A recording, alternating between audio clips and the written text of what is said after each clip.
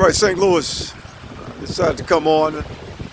It's the afternoon here in Florida. It's a little windy today, St. Louis. I'm hoping you can hear me. It's a little windy out here. St. Louis, we got so much work. I think it's imperative that we get the work done. We got so much work to do. For the most part, I don't think we have reached a level of mind to know that we don't necessarily know. In other words, the course has not been finished. In other words, we're so far from completion. And what many don't understand, at least I believe they don't understand, is that the mind that's creating everything that's in existence today is undeveloped. And as a result of the undevelopment, it can only build things of itself. In other words, however, an undeveloped mind can't build perfection, because in order to build perfection, you need a perfected mind.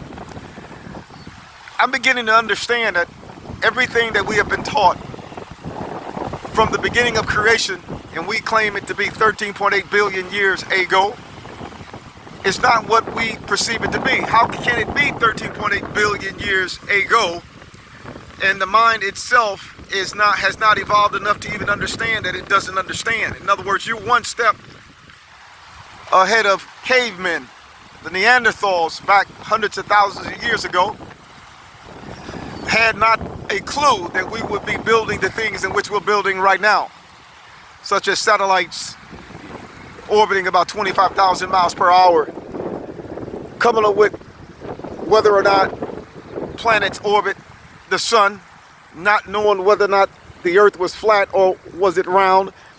We have not a clue that we have not a clue, and it's unfortunate. And the reason it's unfortunate, I believe, is because we're perishing based upon our level of illiteracy, ignorance. All things seem to be working. You got cars, trains, and planes. You can go to a grandmother's house, catch a Boeing 747 and get there in about 2 to 3 hours. And you can come back home and go to work the next day. But the question we must ask ourselves is this. It takes roughly 2 to 3 hours to get to grandmother's house on a 747, but the question is it possible that we can someday reach the speed of light, which is 186,000 miles per second, 300,000 kilometers? Is it possible that we are so far from the truth that we can't even perceive beyond the level of intellect that we currently possess? I'm one to believe that we are building this world on sand. There's no structure, because everything appears to decay. But at the same time, we have to take into account that we're made up of the same material that's decaying. The body is containing, as they call cells, trillions of cells, down to the nucleus. But at the same time, everything else is made of the same material. It's just that we are a living organism. We have the ability to create. We have the ability to see, hear, taste, touch, and smell. But I'm one to believe that everything that we are being taught, from religion to trains, planes, cars, gas, to carbon emissions, fossil fuels, to computers, has not given us the ability to reach the speed of light. Subsequently, we have become trapped in our own mind. I honestly believe that nothing is outside of us. I honestly believe that we're just like a membrane, but we can't believe and understand that we are, because we have not the level of mind to be able to extrapolate and understand that we are not.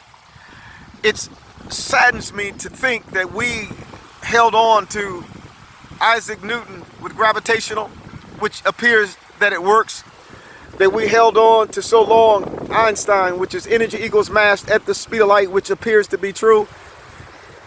It held on. The question is it true? I believe it's incomplete.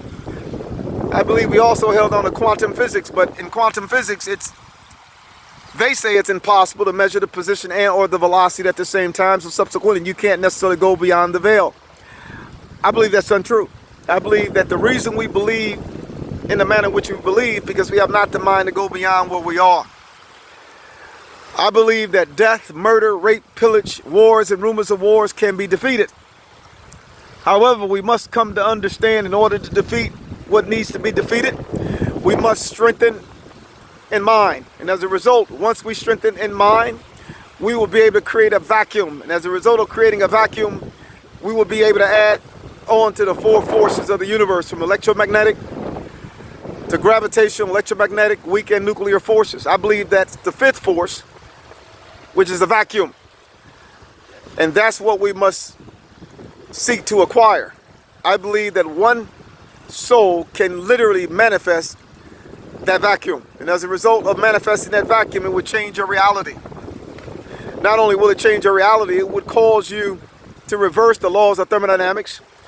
And based upon us being able to connect computers together via electromagnetic, I believe we would be able to connect each other together. Those that are weak, based upon their inability to understand, they can connect to someone that had reached that vacuum state, which is in somewhat way antimatter, which will annihilate all matter. And as a result, we all can literally change the fabric of space and time. We must no longer believe that we are incapable of achieving something that has not yet been achieved. It's imperative that we work feverishly, without wavering, to take that mountain. And we must take that mountain by any means necessary, and that means by force. And the force I'm referring to is not guns and bombs and wars. The force is your mind. You can literally reach a higher level of awareness and subsequently create a vacuum. Some may call it consciousness, reach a different stage of consciousness. And as a result, the gravity that has been suppressing humanity since the beginning of creation will no longer grip that individual. And as a result, that individual can understand and see things far beyond people's ability to think that it was even capable. I just came on for a moment. I just decided to take a break. I don't want to go too deep, but I want you all to know that we must keep going, but more importantly, not just continuing to go, we must seek to change the trajectory of hell on earth. And as a result, we'll be bringing heaven, which is space at absolute zero minus friction and heat, down to earth. I'm one to believe that even though they claim that the living organism is 4.5 billion years old and the universe was formed 13.8 billion years, I believe that if we reach a higher level of awareness, we will be one with 13.8 billion. And as a result, we will create a vacuum. And as a result, we will then reach the speed of light. Until next time, shout out to my grandbaby Noah. Granddaddy, I love you so much, son. Granddaddy's working hard, Noah. No question about it. Shout out to my son, Winton, as well as Kathy in Oregon. Shout out to my daughter, Zion, Walter, Gabe, and Danielle. Shout out to you and your family. Shout out to Oregon. Shout out to the Bahamas, as well as New York. Shout out to Alabama. Shout out to Georgia. Miss those brothers and sisters. Kathy, how you doing out there in Georgia? I miss you guys, Andre, and the rest of the crew. I'm not going to start naming. I might forget someone. Randy, Big Geist, Dale, Big John, as well as Pam and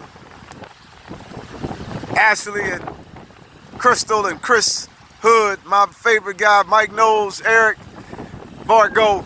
There's so many down there. I truly miss you guys in Georgia. You guys showed me so much hospitality when I was there, and I thank you for it. Hope I didn't miss anyone out there, but if I did, remember, I love you all. Until next time, New York, the Bahamas, Chi-Town, as well as Virginia. It's time. Trust me. It's time. God bless.